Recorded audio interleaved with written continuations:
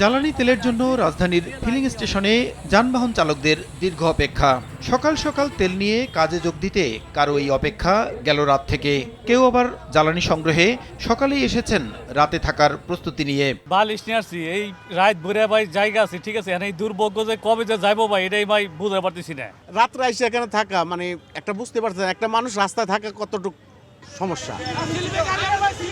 এমন বাস্তবতার মধ্যে দীর্ঘক্ষণ লাইনে অপেক্ষায় থেকে মেজাজ হারিয়ে অনেকে জড়াচ্ছেন তর্কে। এই গাড়িটা তো হঠাৎ করে ঢুকে গেছে, এই জন্য যারা রাত ৩টা থেকে আসছে তাদের তো একটু সম্ভবত কারণে তাদের মধ্যে একটা বিদ্রোহ চলে আসে, বুঝেন না, তো সবারই তো কষ্ট আছে। বর্তমানে ডিজেল ১,০১,৩৮৫ মেট্রিক টন, অকটেন ৩১,৮২১ মেট্রিক টন ও পেট্রোল ১৮,২১১ মেট্রিক টন সহ বিভিন্ন ধরনের জ্বালানির পর্যাপ্ত মজুদ রয়েছে জানিয়ে বুধবার সচিবালয়ে ব্রিফ করেন জ্বালানি বিভাগের যুগ্ম সচিব।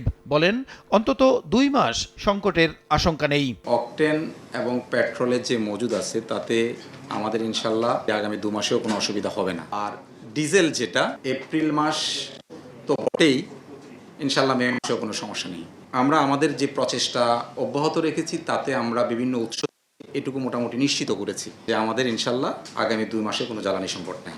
এর আগে ব্রিফিংয়ে প্রধানমন্ত্রীর তথ্য ও সম্প্রচার উপদেষ্টা জানান, যুদ্ধের প্রভাবে দেশেও বাড়াতে হতে পারে জ্বালানি পণ্যের দাম। ১ লাখ টনের একটা জাহাজ শিপমেন্ট সৌদি আরব থেকে হচ্ছিল, যেটা আসলে স্ট্রেট অফ হরমুজ দিয়ে আসার কথা ছিল, এটা আসতে পারেনি। মধ্যপ্রাচ্যের যুদ্ধটা খারাপ দিকে যাওয়ারও সম্ভাবনা আছে, যদি এটা কন্টিনিউ করে দামের কিছু অ্যাডজাস্টমেন্ট প্রয়োজন হতে পারে।